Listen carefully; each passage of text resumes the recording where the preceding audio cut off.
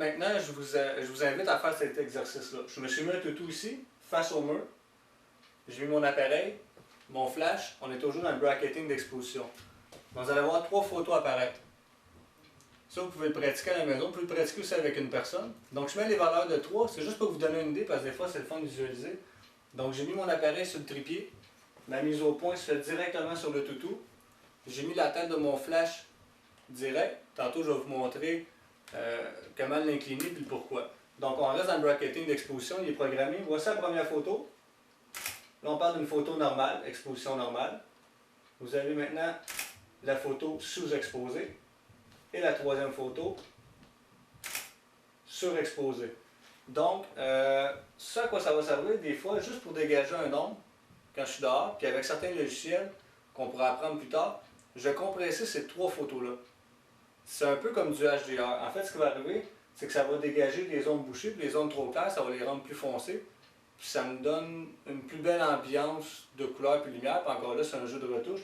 Sauf qu'en faisant du bracketing comme ça, il y a des gens aussi qui peuvent s'en servir, sont moins habitués avec le flash pour s'assurer d'avoir une bonne exposition. Donc il se fait 3 photos.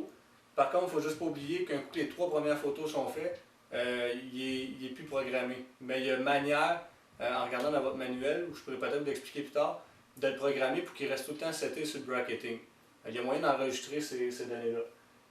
Donc, comme je disais, il y a des gens qui vont l'utiliser, eux, pour se couvrir, si on veut, s'assurer qu'ils ont une bonne exposition. Donc, ils vont s'en servir pour dégager un ombrage parce qu'ils sont en train de faire du HDR. Donc, on le programme en bracketing d'exposition. Donc, maintenant, je vais vous montrer la mémorisation du flash. En réalité, c'est que je vais pouvoir mémoriser mon exposition. Donc, à titre d'exemple, j'ai mon sujet. Je suis en ETTL. Donc, je vais peser, vous allez voir sur différents appareils, il y en a qui ça va être écrit Fill, F-E-L, ou d'autres, vous allez avoir une étoile sur le dessus. En réalité, à partir du moment où je pèse dessus, vous allez avoir un petit éclair, comme ça ici. Puis vous allez voir, regardez ici, ça l'indique Fill. C'est que là, je viens de mémoriser mon exposition. Par contre, si jamais votre sujet il est trop loin, il y a peut-être un éclair qui va, après avoir mémorisé, qui va apparaître, c'est qui vous indique que vous allez être sous-exposé. Donc, soit rapprocher du sujet ou refaire une mémorisation. Donc, si je veux garder mes valeurs, je peux faire comme ça ici. Et voilà, le F8 105 mm, celui-là me l'a gardé. Donc, c'est l'exposition que j'ai mémorisée avec mon appareil photo. Maintenant, la synchronisation haute vitesse. Je vous explique. Là, je suis en ETTL en mode automatique. Si je monte mes vitesses, comme ça ici, quand je vais faire la mise au point, il va revenir à 1,200. Je ne peux plus monter mes vitesses parce que je ne suis pas synchronisation de vitesse. Donc, ce que je vais faire, à côté du bouton mode, vous voyez un éclair avec un H pour la synchronisation haute vitesse. Là, à partir de ce moment-là, peu importe les vitesses que je vais donner à mon appareil, l'appareil photo va être capable de faire la photo puis l'exposer correctement. Donc, bien important, ça c'est la synchronisation haute vitesse. Pour l'enlever, on fait la même chose. Quand vous n'avez plus de besoin, je l'enlève comme ça ici.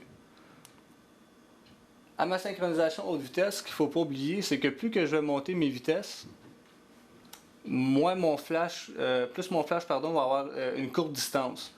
Donc, vu qu'il faut qu'il photographie beaucoup plus rapidement, j'ai moins de puissance en gros avec mon flash. Donc, si je baisse mes vitesses, comme ça ici à 1/1250e, il va avoir plus long de portée que si je le mets. Mais la seule manière de pouvoir photographier à haute vitesse, c'est en le programmant juste ici.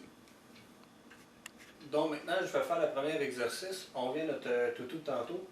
Mon toutou qui est accroché ici. Vous voyez en arrière, il y a le mur sur environ 3 pieds.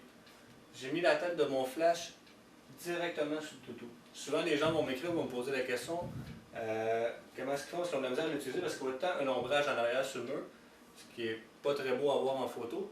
Donc, je vais vous faire une première photo à titre d'exemple, juste comme ça ici. Là, en passant, je suis sur le mode automatique de mon flash, donc je l'ai mis à ETTL. Donc, je fais ma mise au point sur le toutou. Il y a une photo qui se fait. Vous voyez l'ombrage qui s'est créé en dessous du toutou. Pour éviter ça, à partir du moment où vous êtes dans un endroit où les plafonds ne sont pas trop hauts, en mode automatique, parce qu'on peut le régler aussi manuellement s'ils deviennent plus hauts, c'est bien simple. Au fond, on augmente la valeur du flash pour qu'il pop encore plus fort. Là, on parle d'un plafond d'environ 10 à 12 pieds. Donc, ce que je vais faire, je vais envoyer la tête de mon flash comme c'est ici au plafond.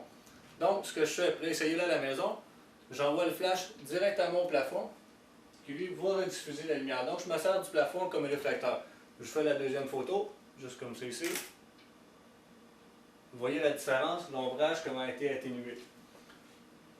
C'est une manière de faire pour éviter d'avoir de l'ombrage sur les murs. Quand vous avez un sujet face au mur, vous utilisez un flash, évitez de l'envoyer directement. Vous pouvez aussi, comme je vous ai montré tantôt, en pesant sur le push, utiliser même des murs de côté.